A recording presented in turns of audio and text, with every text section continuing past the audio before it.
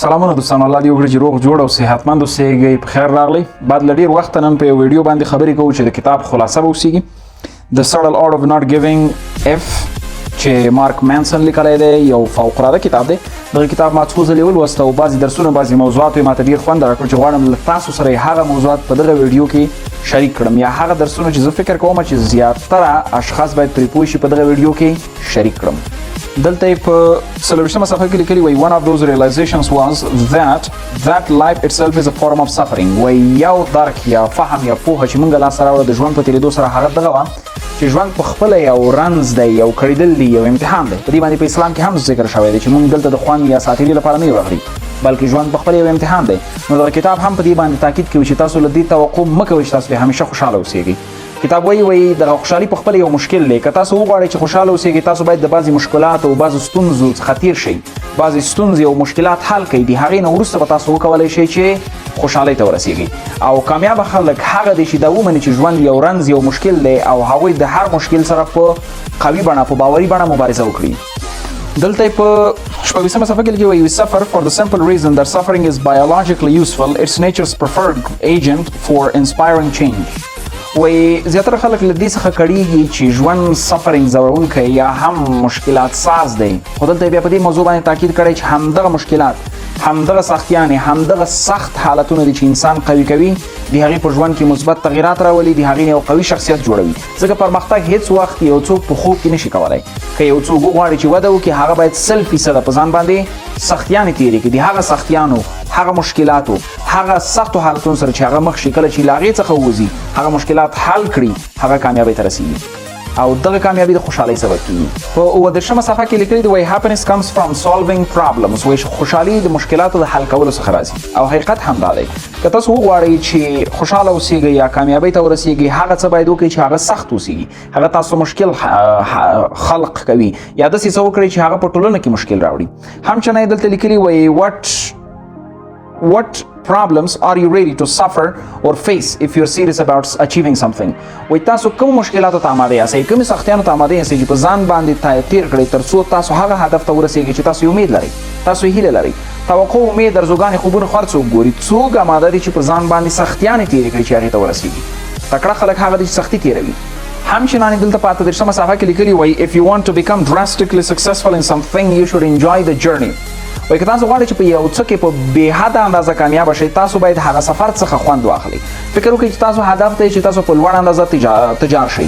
ستاسو دغه مرحله یا پروسس به 15 کاله ټایم ونیسي. مثال په بڼه د اول کال نه شروع 15 کاله، په دې مینځ کې دغه پروسه د 15 کاله 14 کاله چې تېرېږي، د دغه مرحلې د دغه جرني څخه باید خوند واخلئ. نه دا چې تاسو فقط هغه ډیسټینیشن هدف ته خوشحاله وئ چې زه به له هدف څخه خوند اخلم او دغه مینځ کې هیڅ خوند وانخلئ. ځکه دغه سفر چې تاسو یې تېروئ د دغه هدف د لاسته راوړلو لپاره دا واضح ده چې دا به تاسو باندې تېرېږي، خو د هدف لاسته راوړل واضح نه دي. شاید چې له اول کال څخه ونیسه تر 14 کال پورې کار وکړئ. کله چې هدف ته نږدې کېږئ، مړه شئ، له مشکل سره مخ شئ، غټه ستونزه درته پېښه شي، نو ځان باوري کړئ چې له دغه سفر څخه خوند واخلئ، نه دا چې فقط هدف ته خوشحاله اوسیږئ. دلته په 31مه صفحه کې دې موضوع باندې فوکس کړی وایي you will ruin your life by just feeling positive, having world class ideas if you don't take action. وایي تاسو په خپل ژوند تباه او برباد کړئ، غټ مشکلات به ځان ته جوړ کړئ د وخت په تېرېدو سره. که چېرته تاسو فقط مثبت نظریات ولرئ او مثبت فکر ولرئ بدون له دې چې اکشن واخلئ، عمل وکړئ. څومره ټاپ نظریات چې له تاسو سره واوسیږي، څومره ټاپ مثبت فکر چې تاسو ولرئ، چې عمل پرې ونه کړئ، هیڅ یې هم لاسته نشئ راوړلی. نو په ژوند کې عمل مهم دی. له نظر څخه، له دغو موضوعاتو څخه دا چې تاسو هم اوسیږي چې عمل دې پرې ونه کړو، ټول بې فایدې دي. په نړۍ کې 99% هغه خلک چې وظیفې کوي ټاپ نظریات لري، فقط 1% خلک دي چې په هغه نظریاتو باندې خطر اخلي او مخکې ورځي، او همغه 1% خلک نړۍ کنټرولوي نن سبا. دلته په 51مه صفحه کې بیا په دې نظر باندې فوکس کړی وایي you are not special, all the people have suffered for becoming special, and if you want to become special you have to suffer as well. وایي ته خاص نه یې، دغه فکر مه اخلئ چې ته ډېر خاص یې، ته بې مثاله یې او ته لوړ اندازه اهمیت لري. دا ټول غلط افکار دي. څوک چې خاص شوي دي هغوی په ځان باندې قوي کار کړی، قوي مشکلات سختیانې پرې تېر شوي، هغې نه وروسته خاص شوي. او که ته هم وغواړې چې خاص شي، باید په ځان سختیانې تېرې کړي، مشکلات په ځان تېر کړي، د هغې نه وروسته به خاص کېږي. که ته فکر کوې چې ته خاص یې او په همدغه فکر مخکې لاړ شي، نو ته په هوا کې ژوند کوې او د ژوند به در باندې تېر شي، خو ته به لوړې لاسته راوړنې ونه لرې. په په 50مه صفحه کې لیکلي وایي becoming sad for the reason that you are not exceptional is useless. Work grind from mediocrity to exceptionalism. وایي د دې لپاره خفه کېدل چې تاسو بې مثاله نه یاستئ دا بې فایدې دي. که تاسو وغواړئ چې بې مثاله شئ له عادي حالاتو څخه داسې کار وکړئ چې حدود ونه لري چې بې مثاله شئ. هر څوک چې نن بې مثاله دی یو ورځ عادي و یو ورځ په هغه مهارت هیڅ نه پوهېدل خو دومره کار یې وکړه په دغه مهارت باندې چې نن هیڅ مثال د ده رقم فرد یا شخص هیڅ نه پیدا کېږي. ته یې هم کولی شي کار وکړه له عادي څخه بې مثاله ته ځان ورسوه. په 30مه صفحه کې په دغه نظر باندې فوکس کړی دی وایي suffer only if you are suffering for something very valuable. وایي یوازې په هغه حالت کې په ځان باندې مشکلات تېر کړه، په ځان باندې رنځ تېر کړه، په ځان باندې سختیانې تېر کړه چې د داسې یو څه لپاره اوسېږي چې هغه اهمیت ولري. په ژوند کې ډېر څیزونه دي چې هغه د سختو مشکلاتو تېرولو اهمیت نه لري.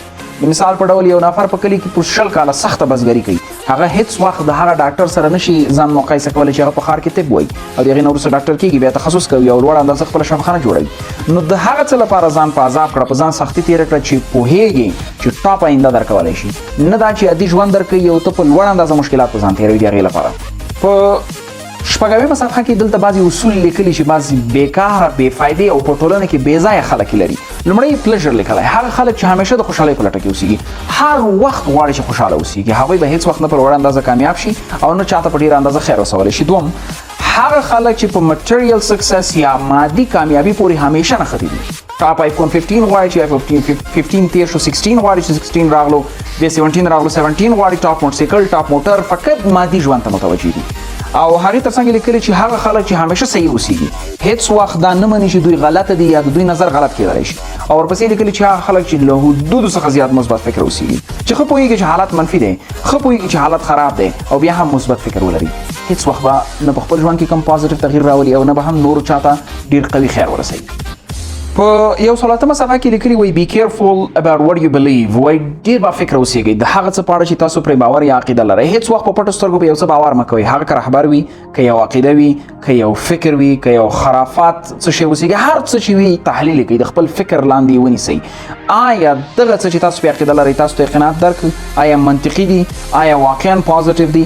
آیا غلطه لاره خو یې نه ده فالو کړي؟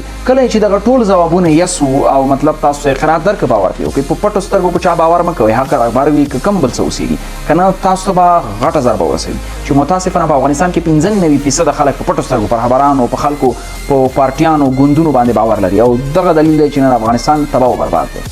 په 123مه صفحه کې لیکلي وایي failure is the way forward. وایي که تاسو غواړئ چې په مخکې ژوند کې مخکې لاړ شئ، پرمختګ وکړئ، وده وکړئ، ناکامۍ ته هو وایئ.